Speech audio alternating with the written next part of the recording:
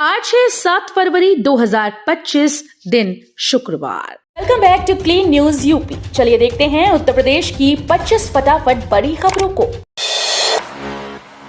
UP में गेहूं की सरकारी खरीद, किसानों को दाम मिलेंगे ज्यादा। उत्तर प्रदेश कृषि विभाग के अनुसार राज्य में गेहूं खरीद के लिए मंडल और जिलों के हिसाब से सरकारी खरीद केंद्र बनाए जा रहे हैं। इस बार करीब 7,000 खरीद केंद्रों पर किसान अपनी गेहूं उपज की बिक्री कर सकेंगे। किसानों को पिछली बार की तुलना में इस बार 150 रुपए प्रति क्विंटल बढ़ाकर दाम मिलेगा। यूपी में गेहूं की सरकारी खरीद, किसानों को दाम मिलेगा ज्यादा। सीएम योगी के शहर में बनेगा 100 करोड़ की लागत से आधुनिक बस टर्मिनल, यात्रियों को मिलेंगी सुविधाएं। गोरखपुर में 100 करोड़ रुपए की लागत से आधुनिक बस टर्मिनल बनेगा। उत्तर प्रदेश राज्य सड़क परिवहन निगम ने गोरखपुर बस स्टेशन के नवनिर्माण के लिए एजेंसी नामित कर दी है। नक्शा तैयार करने की प्रक्रिया भी आरंभ हो गई है। गोरखपुर का बस स्टेशन भी उत्तर प्रदेश के आलमबाग या गुजरात के राजकोट की तर्ज पर बनेगा। योगी सरकार ने किसानों के लिए खोला खजाना, सोलर पंप पर भारी अनुदान। सरकार अब किसानों की मदद के लिए एक नई योजना लेकर आई है, जिसमें सोलर पंप लगाने पर भारी अनुदान दिया जा रहा है। किसानों को सिर्फ थोड़ी रकम खर्च करनी होगी, बाकी का पैसा सरकार देगी। ये योजना खासकर उन किसानों के लिए फायदेमंद होगी जो बिजली के बढ़ते बिल से परेशान हैं। महिला कंडक्टर भर्ती के लिए नोएडा में 17 फरवरी को रोजगार मेला, 12वीं पास को मौका। उत्तर प्रदेश के परिवहन निगम में 5,000 पदों पर महिला कंडक्टर्स की भर्ती के लिए रोजगार मेले का आयोजन किया जा रहा है। इस क्रम में यूपी के नोएडा में 17 फरवरी को रोजगार मेला लगेगा। महिला कंडक्टर की इस भर्ती में अभ्यर्थियों का चयन जॉब फेयर के माध्यम से किया जा रहा है। ऐसे में जो महिला अभ्यर्थी उत्तर प्रदेश परिवहन निगम में नौकरी करना चाहते हैं, उनके लिए ये जॉब लेने का बढ़िया मौका होने वाला है। पुलिस ने शुरू की ई ऑफिस प्रणाली, सरल होगा काम। पुलिस विभाग ने जिले में ई ऑफिस प्रणाली शुरू कर दी है। इससे कार्यालयों का काम सरल होगा, साथ ही पारदर्शिता बनी रहेगी। डीजीपी के निर्देश पर एसएसपी संजय कुमार वर्मा ने ई ऑफिस प्रणाली की व्यवस्था शुरू की है। नई व्यवस्था से कार्यालयों में की जा रही संपूर्ण कार्यवाही को कागज रहित कर दिया गया। सिद्धार्थनगर से सटे नेपाल सीमा पर सुरक्षा कड़ी, एसएसबी ने नेपाल पुलिस एपीएफ के साथ की बैठक। सिद्धार्थनगर जिले से लगी इंडो नेपाल सीमा की सुरक्षा को लगातार मजबूत करने की कोशिशें जारी हैं। एसएसबी की 43वीं वाहिनी की सीमा चौकी कपसिहवा में कमांडेंट उज्जवल दत्ता की अध्यक्षता में नेपाल एपीएफ और नेपाल पुलिस के साथ एक महत्वपूर्ण बैठक आयोजित की गई। बैठक का मुख्य उद्देश्य सीमाई क्षेत्र में शांतिपूर्ण माहौल बनाए रखना, अवैध तस्करी को रोकना, नागरिकों की घुसपैठ को नाकाम करना था। बिना हेलमेट ऑफिस जाने वाले कर्मचारी होंगे गैर हाजिर। सुप्रीम कोर्ट द्वारा सड़क सुरक्षा को लेकर गठित कमेटी के अध्यक्ष ने परिवहन विभाग के ऑफिसर्स के साथ बैठक में कहा कि बिना हेलमेट दफ्तर आने वाले कर्मचारियों व स्कूल जाने वाले विद्यार्थियों की अनुपस्थिति दर्ज की जाए। जरूरत पड़ने पर उनके खिलाफ अन्य कार्रवाई भी की जाए। इसे सख्ती से लागू किया जाए। यूपी विधानमंडल का बजट सत्र 18 फरवरी से 20 को पेश होगा। प्रदेश सरकार का बजट। यूपी कैबिनेट की बैठक में 11 प्रस्तावों को मंजूरी मिली है। योगी सरकार नई आबकारी नीति को मंजूरी दी है। योगी सरकार आबकारी नीति में बदलाव कर चुकी है। नए आवंटन अब हर जिले में ई लॉटरी से किए जाएंगे। इसके साथ ही कंपोजिट शॉप की व्यवस्था भी शुरू की जा रही है। प्रदेश में पहली बार अंग्रेजी शराब, बियर व वाइन की बिक्री के लिए कंपोजिट शॉप खोलने का भी निर्णय किया गया है। यूपी का 29वां विकास प्राधिकरण बनेगा ये जिला। शहर समेत 32 ग्राम पंचायतें होंगी शामिल।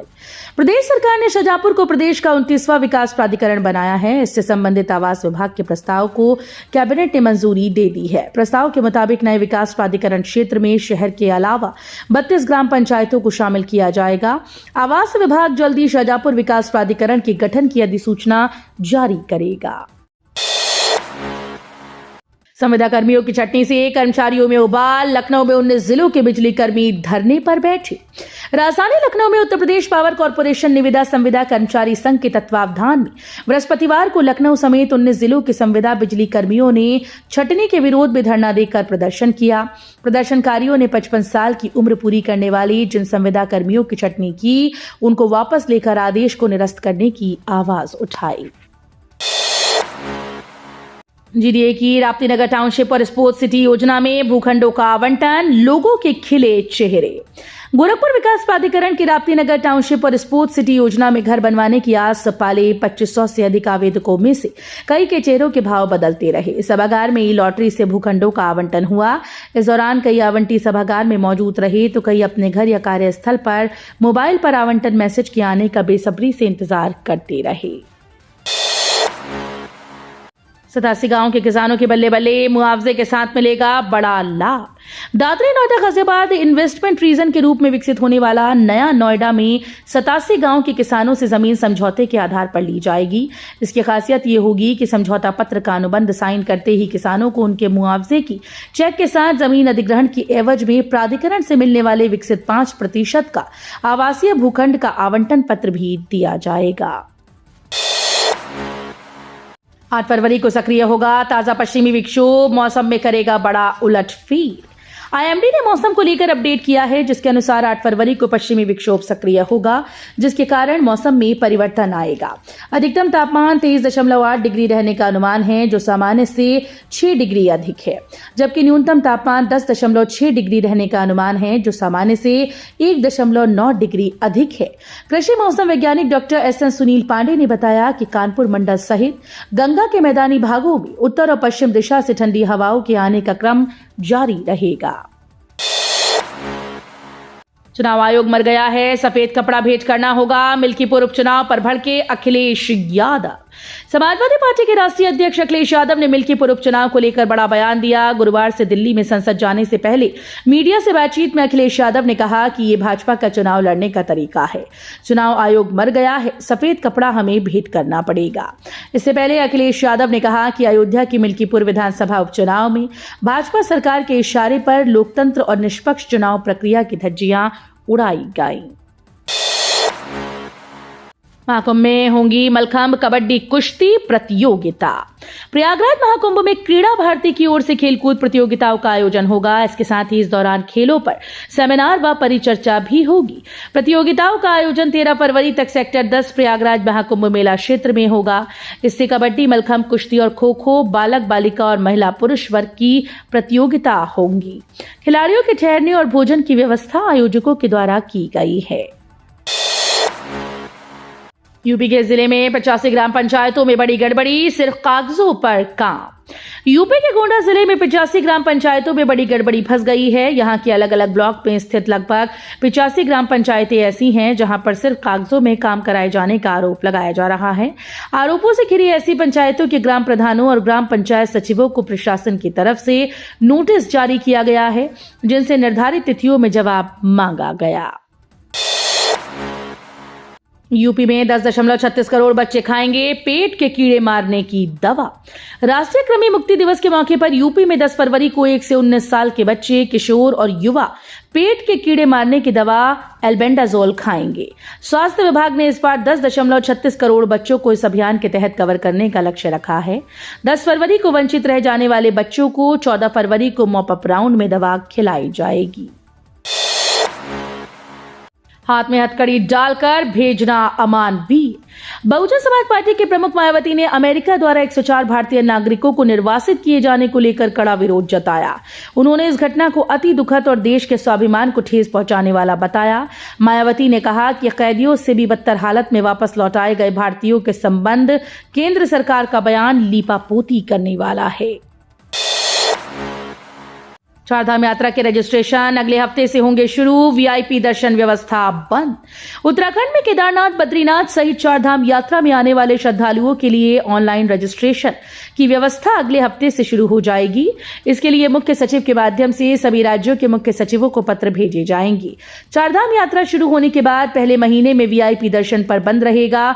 यदि वीआईपी चाहेंगे तो सामान्य यात्रियों की तरह दर्शन कर सकेंगे। सपा नेता के खिलाफ 15 दिन में योगी सरकार की दूसरी बड़ी कार्रवाई, 3 करोड़ की संपत्ति कुर्क। यूपी के फतेहपुर में सपा नेता व गैंगस्टर एक्ट के आरोपी हाजी रजा पर 15 दिन में योगी सरकार की दूसरी बड़ी कार्रवाई की गई। प्रशासन ने 3 करोड़ रुपए की संपत्ति को कुर्क करने की कार्रवाई की। शहर के पनी मोहल्ला स्थित मकान व प्लॉट कुर्क किया गया। कार्रवाई के दौरान एसडीएम, सीओ सहित भारी संख्या में पुलिस बल मौजूद रहा। इससे पहले भी एक्शन हुआ था जिसमें 2 करोड़ की संपत्ति कुर्क हुई थी। गोरखपुर डीएम ने बड़े पैमाने पर किया प्रशासनिक फेरबदल, कई एसडीएम के कार्यक्षेत्र में हुआ बदलाव। जिलाधिकारी गोरखपुर कृष्णा करुणेश ने बड़ा प्रशासनिक फेरबदल किया है। डीएम ने 10 एसडीएम और एएसडीएम के अलावा 3 तहसीलदारों का कार्यक्षेत्र बदल दिया। सभी अधिकारियों को तत्काल अपने अपने नए कार्यभार संभालने का निर्देश दिया गया है। न्यू नोएडा के जैसे नई गाजियाबाद सिटी बसेगी। न्यू टाउनशिप में 8 गांव की जमीन खरीदेगा जीडी। जल्दी गाजियाबाद में नई टाउनशिप बसाई जाएगी, जिसके लिए 8 गांव की जमीन को चिन्हित करने के साथ ही गाटा संख्या की लिस्ट भी पब्लिक की गई। दरअसल लंबे समय से गाजियाबाद में एक नई टाउनशिप हरनंदीपुरम बसाने की योजना बनी है।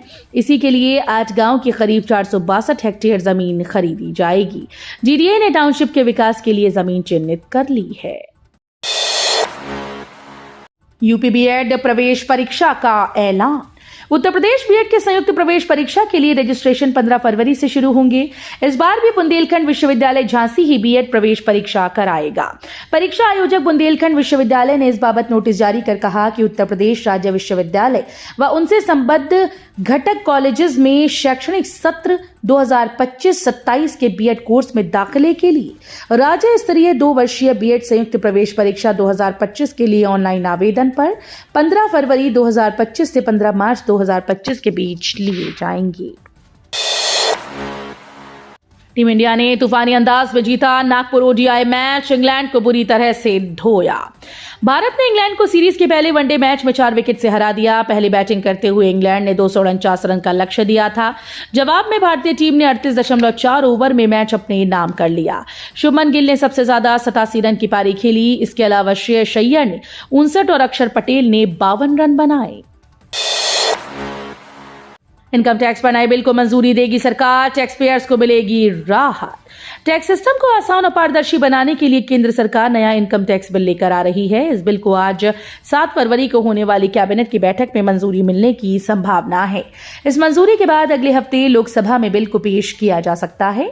बता दें कि इनकम टैक्स से जुड़े नए बिल के पास होने से टैक्स भरना आसान होगा। तो ये थी आज की 25 फटाफट बड़ी खबरें। अगर आपको न्यूज पसंद आई हो तो वीडियो को लाइक और शेयर जरूर करें। धन्यवाद।